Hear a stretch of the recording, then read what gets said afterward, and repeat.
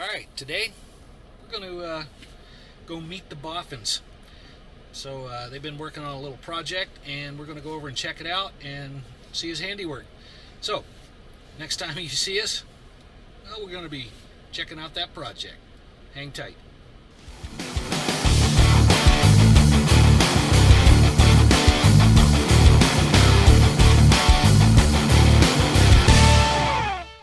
Alright, so we just landed, and we're going to turn around and show you the Mr. Boffin and the project he's been working on. And we're just going to let him explain what he's doing, why he did it, and if he had to do it all over, what he would do different.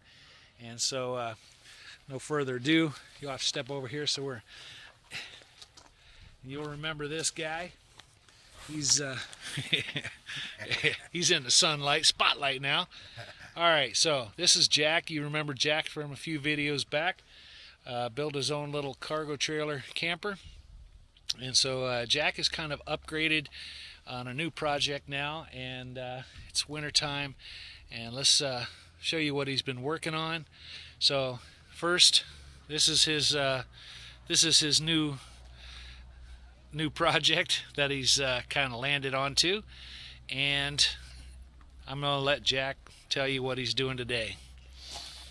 Okay, this is the cheap Chinese diesel heater. I overthink the project. I didn't do a whole lot of research before I started it. I thought it was going to be a lot noisier than it is. It is so quiet. And, you know, things that I had against it made me overthink the project. You know, I built Fort Knox here. She's well insulated.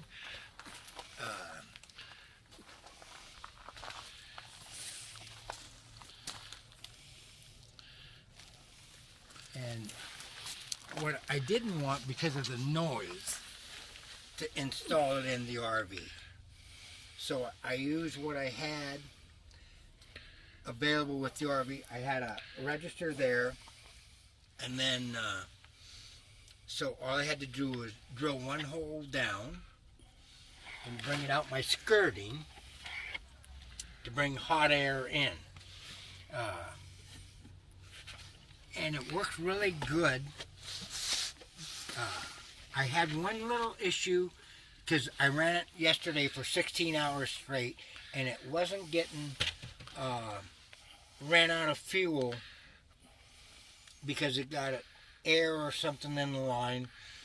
So we took it apart today and investigated the line and just made a couple of slight little adjustments, and we ran it for about 45 minutes, and it's good to go again.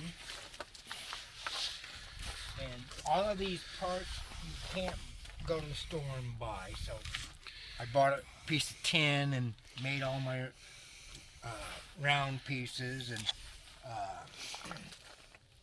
just try to keep the economics of it down too.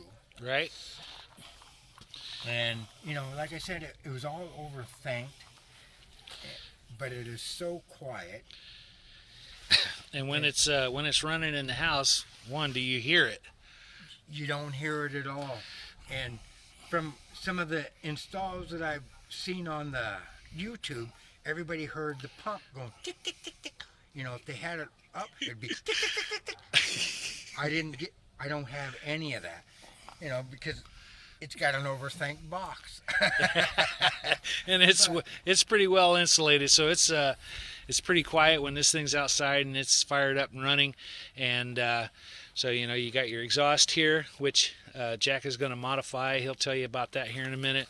We do have the intake for the combustion, and this is the return, which, you know, he'll explain to you what he might do a little different in the future. But the big question is, when everything's hooked up and running, does it keep the place warm?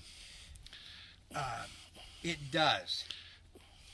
I need to add a fan at the front to blow so that it blows back to the back of it. You know, because the vent is right there next to my dining room. What's that called? The little seating area. Yeah, the dining room seating. So it comes up right there. So I need to get it blowing that direction. Yep. So I will add a fan to it, which I haven't done yet.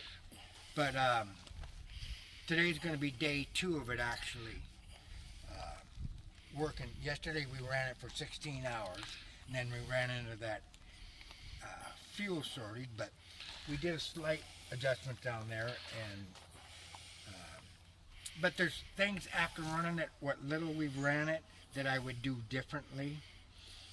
I would, because I'm taking in cold. We've been having anywhere from 15 to 19, 20, 21 degree nights.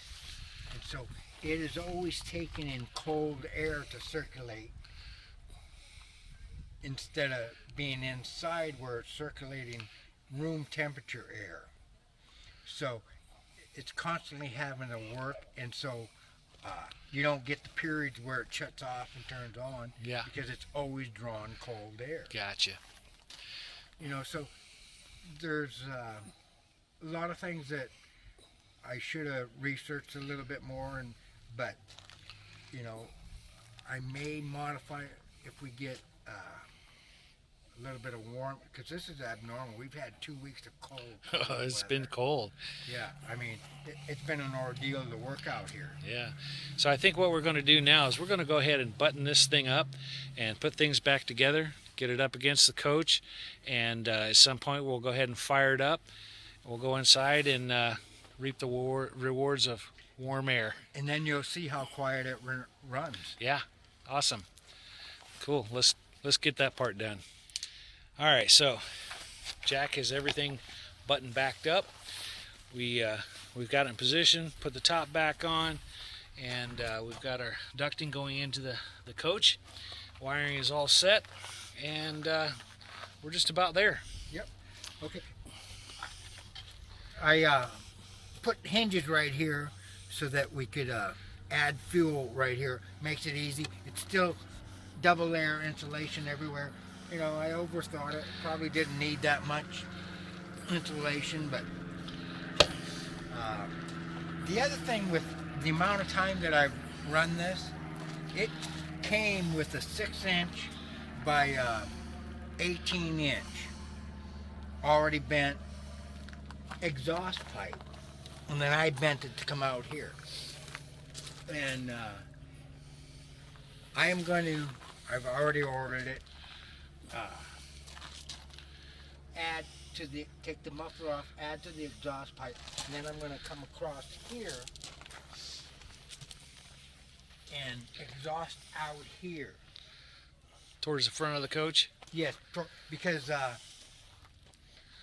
in the weather that we've had no air movement.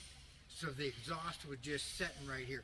I mean, we've had fog for 3 days straight, and air was just sitting right here, and so the exhaust was just sitting right here, and then that means it comes in through here. So the new pipe, and then this combustion air will go out over here. That's a quick move, just unscrew that bracket. But this, I ordered more exhaust pipe, and then I don't think it'll be cold or too hot for this, but No. I'm going to put a piece of aluminum there. More shielding, yeah. Just Keep the to heat make- down. me happy, And but other than that, I've been impressed with it. I thought it was going to be a lot noisier than it is. It's so quiet, and like I said, we'll start it up, and then you'll be able to hear it on the inside, and it'd be just like in your house if you had forced hot air in your house. You hear a little bit of air moving, that's it. That's about it, huh? And I'll add a fan on the inside there just to blow it to the back side of the house. Circulate the air. Far end. Yep. And But other than that, uh, what little I like it, and I'm so impressed with how quiet it runs. The only thing has been the issue is about exhaust. The Yep. air's been stagnant here. Yeah. So, and he's getting kind of the fumes going from the exhaust right into the doorway. So that's an issue. When you first fire it up, it gets kind of smoky, and then after that, it simmers down. But still, you still smell the diesel fumes. So, eliminate that by extending that exhaust out towards the front somewhere and minimizing all that. So that'll be a little bit of relief for you. The other thing too is you'll probably get better economy if you mount it inside, because then I'm circulating cold air, which I didn't really think about, and nobody ever mentioned it until after we got to looking at this and seeing the performance of it running a couple hours, and then I ran it for 16 hours straight, and then an hour today, and just from the performance of it so far, I would have been better served to mount it in here, but I was afraid of the noise factor. Right. I had never heard it run. Yeah. Some of the videos said, "Oh, it'll blast you out," and so I was thinking, "Oh, the blast is going to be noisy." So I went this route, but I would do it different next time. Yep. So for efficiency's sake, you want to recirculate the house air into your return, so when it's blowing hot air, you're getting the most out of your unit. Right now, it's working double time because it's taking frigid temperatures and transferring that into heat and blowing it into the house. So they're probably not getting as much heat as they probably could if this was mounted inside, but for security reasons and safety reasons and all the unknowns, this is the route that Jack is taking. I was going with old school thinking too. I'm still a dinosaur trying to be a new age dinosaur. But all the old, you got to keep the diesel warm, and so there's a lot of old school thinking in this that we would adjust out, and we will. Yep. Next year, it's going to look totally different. Oh yeah, come back. Okay, we're on the inside of the motorhome now, and this vent that brings the propane heat for the RV is where we brought up our warm air and our wire, saving on drilling an extra hole in the RV, because you have to protect. Summertime you have mice and stuff, so we're trying to eliminate as many holes into the RV that we have to close off in the summertime. So this comes up, and here's the controller, and it has a thermostat, the rig.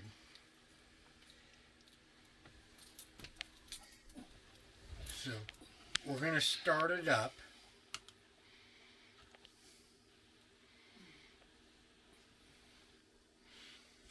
And we've already primed it.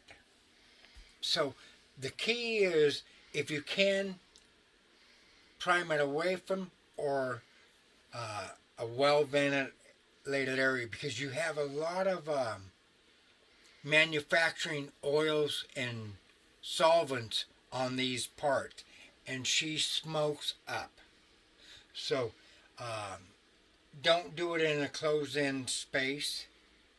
Do it out. If you're gonna do it in the garage, make sure you have a fan to blow it out, because I started it up outside the motorhome, and we're in a total area right now where there's no air movement, and that cloud of smoke just lingered and lingered and lingered. So start it away from it if you can. If not, Make sure the exhaust is as far away as possible.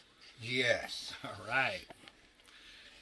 Then it takes 3-4 minutes for it to go through its cycle to refire up, because it's got to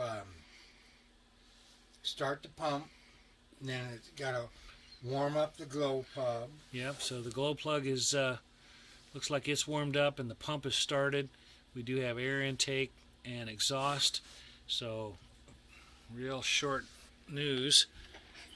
We should start feeling some air coming through here.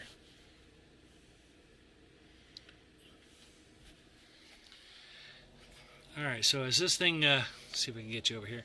As this thing's warming up, what we're looking for is, you have the fuel pump that's showing, and glow plug is off, so it's ignited, fan is working, and then we see these green bars and yellow bars, and once we see a couple of the red bars, then we know that this thing, alright, so one just, I think one is popping up, but once the red bars get up there, then we know this thing is at full temp, and it'll be blowing nothing but hot air. Then you can. I can feel it. Is it warm now? It is warming up. Yes. It's warming up. Yep. And that is pretty much Jack's project that he's been working on. And the thing is you have up and down. The up feeds how much diesel fuel you want to give it. And so if you're giving it more diesel, the fan speeds up. But